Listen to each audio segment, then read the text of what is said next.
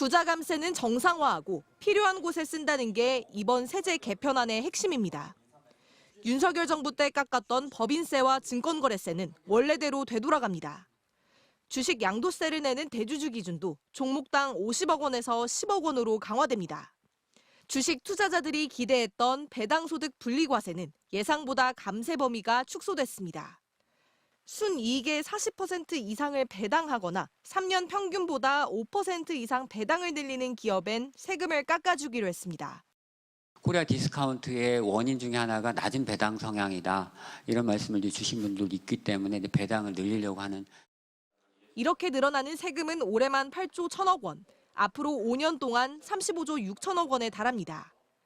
늘어난 세금은 인공지능 분야를 키우는 데 쓰기로 했습니다.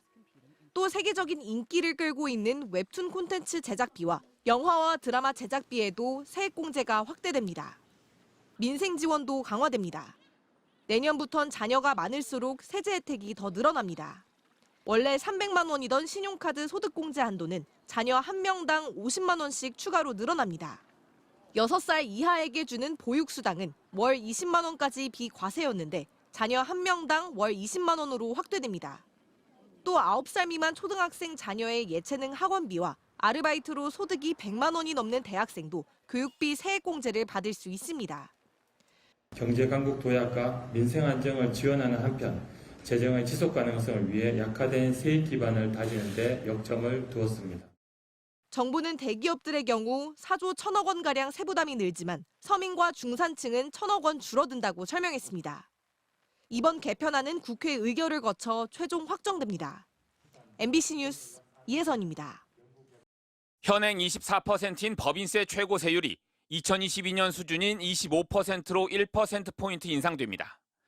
정부와 더불어민주당은 오늘 국회에서 2025년 세제 개편안 당정협의회를 열고 윤석열 정부에서 24%로 내린 법인세율을 원래대로 되돌리기로 했습니다.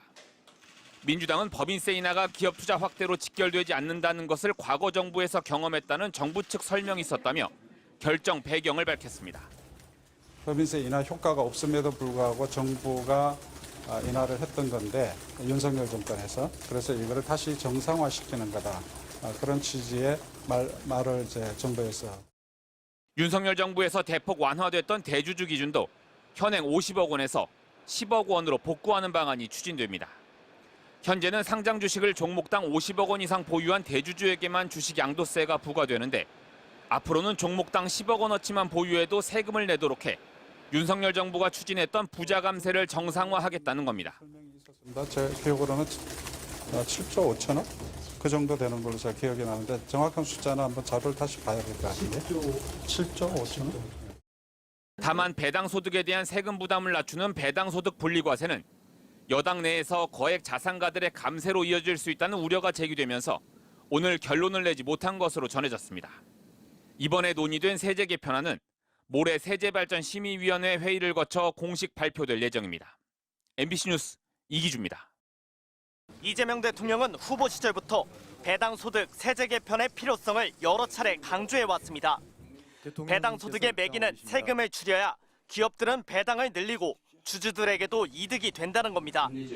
기업이 살아야 또 나라 경제가 살고 또 더 많은 국민들이 투자해야 또 기업이 삽니다. 더불어민주당 이소영 의원은 관련 법안을 발의했습니다. 지금은 이자와 배당소득이 2천만 원이 넘으면 근로소득 같은 종합소득과 합쳐서 최고 45%까지 세금을 매깁니다. 그런데 앞으로는 이자 배당소득을 따로 떼어내서 세금을 매기자는 겁니다. 이른바 배당소득 분리과세. 이렇게 되면 세율은 최고 25%로 절반 가까이 줄어듭니다. 당연히 주주들에겐 훨씬 유리합니다. 또 시장에선 배당소득에 매기는 과도한 세금이 사라지면 대주주들이 배당에 적극적으로 나설 것으로 기대하고 있습니다. 실제로 한국의 상장 기업들은 다른 주요국과 비교하면 배당을 거의 하지 않습니다. 미국은 회사 순이익의 42%를 배당으로 나눠주는데 우리나라는 27%에 불과해 코리아 디스카운트라는 꼬리표가 떨어지지 않고 있습니다. 하지만 반론은 민주당 내부에서 나왔습니다. 진성준 더불어민주당 정책위의장은 극소수의 주식 재벌들만 혜택을 받을 것이라고 주장했습니다.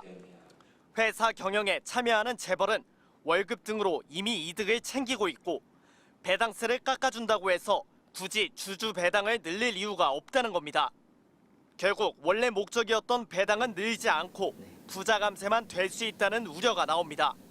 일반 주주를 위해서 환원하자라고 하는 생각을 하는 경우는 거의 없다는 거지. 방석 밑에 깔고 앉아 있는 게 훨씬 더 속편하다는 거지.